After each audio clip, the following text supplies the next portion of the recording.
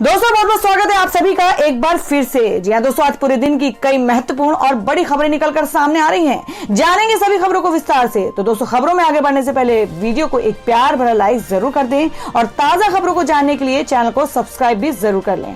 तो देखते हैं पहली बड़ी खबर क्या निकल कर आ रही है।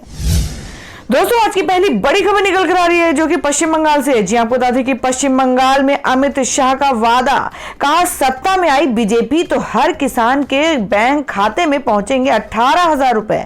जी आपको बता दें कि केंद्रीय गृह मंत्री और भारतीय जनता पार्टी बीजेपी के नेता अमित शाह ने गुरुवार यानी 11 फरवरी को उत्तर और दक्षिण बंगाल में 2 चुनावी जनसभा कर मुख्यमंत्री ममता बनर्जी पर जमकर निशाना साधा। उत्तर बंगाल के कुछ बिहार में बीजेपी की चौथी परिवर्तन यात्रा को हरी झंडी दिखा के मौके पर अमित शाह ने पश्चिम बंगाल के किसानों से वादा किया है कि अगर हमारी पार्टी बीजेपी सत्ता में आती है तो हर किसानों के बैंक खाते में 18,000 रुपए भेजे जाएंगे। अमित शाह ने सीएम ममता बनर्जी पर केंद्र की नरेंद्र मोदी सरकार की गरीब कल्याण योजनाओं को न लागू करने का आरोप लगाया। अमित शाह ने कहा कि मोदी सरकार गरीबों और जरूरतमंदों की मदद के लिए 115 योजनाएं चला रही हैं। दीदी इन योजनाओं को राज्य में लागू होने से रोकती हैं। अमित शाह ने कूच बिहार के रास मेला ग्राउंड में एकत्रित भीड़ से पूछा, क्या आपको अपने बैंक खाते में 6,000 रुपए मिले?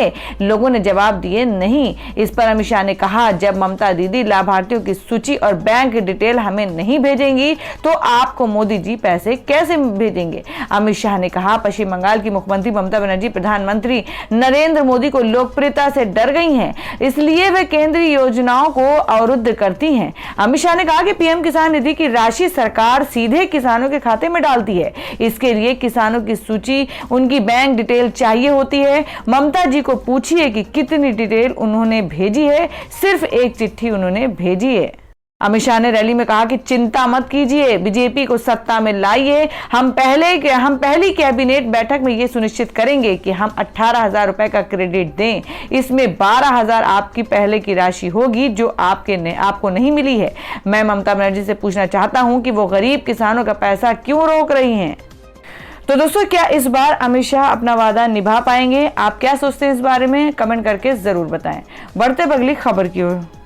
और वहीं अगली खबर में आपको बता दें कि जिसमें ममता बनर्जी को बड़ा झटका, दिनेश त्रिवेदी ने राज्यसभा से दिया इस्तीफा। जी हां, आपको बता दें कि पश्चिम बंगाल विधानसभा चुनाव से पहले ममता बनर्जी को एक और बड़ा झटका लगा है।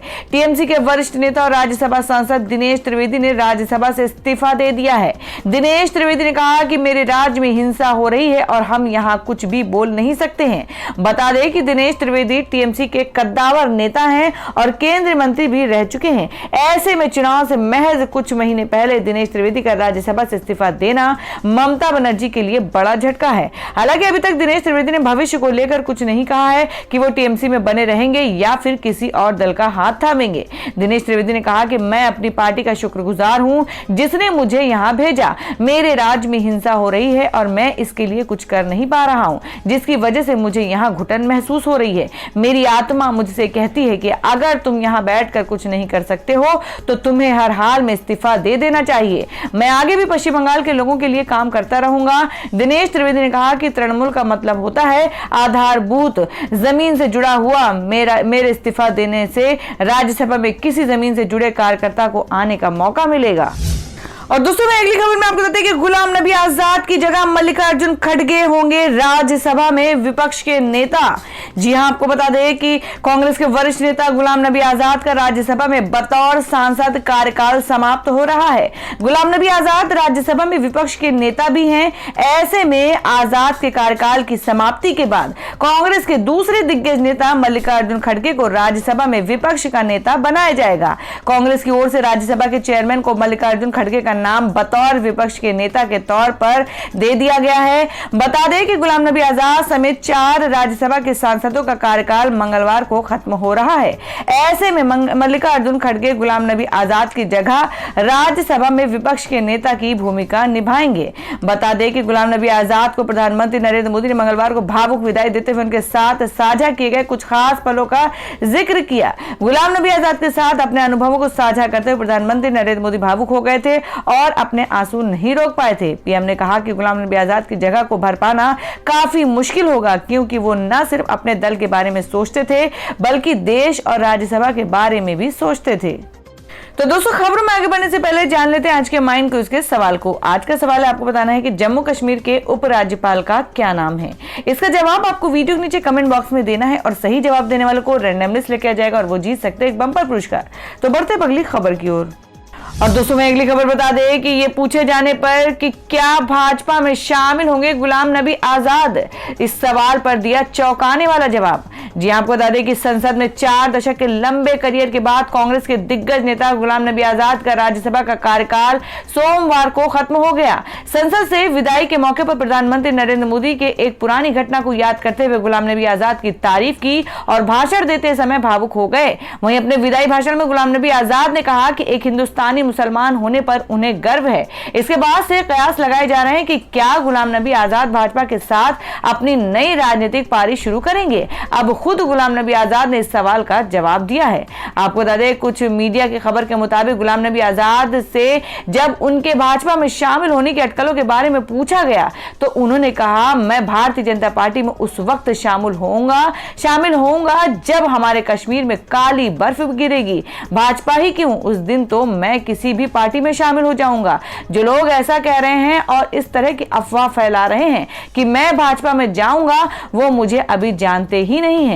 जी आपको बता दें कि गुलाम नबी आजाद ने संसद की एक घटना का जिक्र करते हुए कहा, जब राजमाता सिंधिया विपक्ष की उपनेता थी तो उन्होंने संसद में खड़े होकर मेरे ऊपर कुछ आरोप लगाए। मैं तुरंत उठा और कहा कि इन आरोपों को मैं काफी गंभीरता से लेता हूं और सरकार की तरफ से इस मामले की जांच के लिए एक समिति बनाने का सुझाव देता हूं, जिसकी अध्यक्षता अटल बिहारी वाजपेयी करेंगे और लाल कृष्ण आडवाणी उसके सदस्य होंगे। मैंने कहा कि यह कमेटी 15 दिनों के अंदर रिपोर्ट पूरी करे और जो भी सजा मेरे लिए तय हो मैं उसके लिए तैयार हूं। इसके बाद अटल बिहारी वाजपेयी ने खड़े होकर कहा कि वो सदन और गुलाम नबी आजाद से माफी मांगते हैं। उन्होंने कहा कि हो सकता है कि राजमाता सिंधिया गुलाम नबी आजाद को नहीं जानती हो, लेकिन मैं जानता हूं।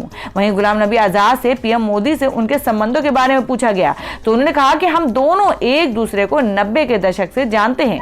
हम दोनों ही अपनी अपनी पार्टी में महासचिव थे और अक्सर टीवी पर अलग अलग मुद्दों पर डिबेट भी करते थे। इस दौरान हम दोनों के बीच तीखी बहस भी होती थी, लेकिन अगर हम जल्दी पहुंच जाते थे तो साथ में चाय पीते थे और बातचीत करते थे। बाद में हम एक दूसरे को मुख्यमंत्रियों के तौर पर जानने लगे और प्रधानमंत्री गृह मंत्री की बैठकों में मुलाकात भी होती थी।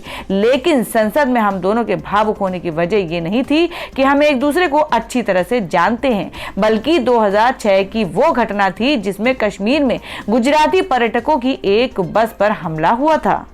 और दोस्तों, में अगली बड़ी खबर निकल कर आई जो कि किसान आंदोलन को लेकर है। जी आपको बता दें कि 3 राज्यों की 7 महापंचायतों में कृषि कानून के खिलाफ हुंकार भरेंगे राकेश टिकैत। जी आपको बता दें कि केंद्र के नए कृषि कानूनों के खिलाफ जारी आंदोलन के लिए समर्थन जुटाने को लेकर भारतीय किसान यूनियन के नेता राकेश टिकैत हरियाणा, राजस्थान और महाराष्ट्र में किसान महापंचायत में शामिल होंगे। ये रविवार से शुरू होने जा रही है। बीकेओ के मीडिया प्रभारी धर्मेंद्र मलिक ने बताया कि किसानों की बैठक संयुक्त किसान मोर्चा के संपर्क कार्यक्रम का हिस्सा है। ये 23 फरवरी को संपन्न होगी। उन्होंने बताया कि किसान महापंचायत हरियाणा के करनाल, रोहतक, सिरसा और हिसार जिले में, राजस्थान के सीकर में और महाराष्ट्र के अकोला में करने का कार्यक्रम है। पिछले साल सितंबर में लागू किए गए 3 कृषि कानूनों को रद्द करने की मांग करते हुए दिल्ली की विभिन्न सीमाओं पर हजारों की संख्या में किसान नवंबर से डेरा डाले हुए हैं। वे न्यूनतम समर्थन मूल्य की गारंटी देने वाला नया कानून बनाने की भी मांग कर रहे हैं। बीकेयू के राष्ट्रीय प्रवक्ता टिकैत दिल्ली उत्तर प्रदेश सीमा पर स्थित गाजीपुर में प्रदर्शनकारियों का नेतृत्व कर रहे हैं। उन्होंने किसानों से मांगे पूरी होने तक अपना आंदोलन समाप्त नहीं करने की अपील की है।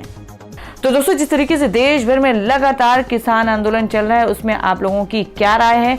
आप अपनी राय कमेंट बॉक्स में जरूर दें। बढ़ते हैं अगली खबर की ओर। और दोस्तों, में अगली बड़ी खबर निकल कर आ रही है। आपको बता दें कि देर रात भूकंप के तेज झटकों से आधा देश कांपा। दहशत में लोग, अभी सावधान रहने की जरूरत। जी हम बात कर रहे हैं कि उत्तराखंड में आई जल प्रलय के बाद अब शुक्रवार को एक बार फिर भूकंप ने आधे देश को हिला दिया। जम्मू से लेकर उत्तर प्रदेश और राजस्थान से लेकर बिहार तक धरती ऐसी डोली कि लोग सहम गए। भूकंप के तेज झटके राजस्थान, हरियाणा, दिल्ली, नोएडा, गाजियाबाद, हिमाचल प्रदेश के कई जिलों के साथ ही पटना तक महसूस किए गए। हालात ये रहे कि लोग अपने घरों से बाहर निकल आए। भूकंप के झटके 1 मिनट से लेकर 2 मिनट तक 3 बार महसूस किए गए। तीनों ही झटके रुक रुक कर आए। हालांकि शुरुआती झटके आने के बाद ही लोग सुरक्षित स्थानों की तलाश में घरों और दफ्तरों के बाहर निकल आए। जानकारी के अनुसार भूकंप की तीव्रता 3 से लेकर 6.1 तक मापी गई है। इस दौरान पंजाब, हरियाणा और हिमाचल में तीव्रता काफी अधिक मापी गई। नेशनल सेंटर फॉर सिस्मोलॉजी के अनुसार अभी भूकंप के और झटके महसूस किए जा सकते हैं। ऐसे में लोगों को सावधान रहने की काफी जरूरत है। भूकंप के झटके महसूस होने के साथ ही दिल्ली के मुख्यमंत्री अरविंद केजरीवाल ने सभी को सुरक्षित होने की कामना की है। साथ ही सभी लोगों को सावधानी बरतने और ध्यान रखने की सलाह दी है। और दोस्तों में अगली खबर निकल कर आ रही है जो कि मुनव्वर फारूकी केस को लेकर है। जी आपको बता दें कि 100 कलाकारों की मांग, कहा कॉमेडियन फारूकी समेत 5 लोगों पर लगे आरोप हो खत्म। जी आपको बता दें कि अरुंधति रॉय, कुणाल कामरा, पूजा भट्ट और कल्की कोचलिन सहित 100 से अधिक कलाकारों और लेखकों ने हास्य कलाकार मुनव्वर फारूकी और 4 अन्य के खिलाफ कथित तौर धार्मिक भावनाएं आहत करने के मामले में लगे सभी आरोपों को पूरी तरह खारिज करने की मांग की है। गौरतलब है कि इंदौर के एक कैफे में 1 जनवरी की शाम को आयोजित हास्य कार्यक्रम को लेकर भाजपा के एक विधायक के बेटे ने शिकायत दर्ज कराई थी। उसने आरोप लगाया था कि कार्यक्रम में हिंदू देवी देवताओं और गृह मंत्री अमित शाह के खिलाफ आपत्तिजनक टिप्पणियां की गईं। इसके बाद पुलिस ने मामले में फारूकी सहित 4 लोगों को गिरफ्तार किया था। उच्चतम न्यायालय से जमानत मिलने के बाद उन्हें 6 फरवरी की रात इंदौर सेंट्रल जेल से रिहा किया गया था।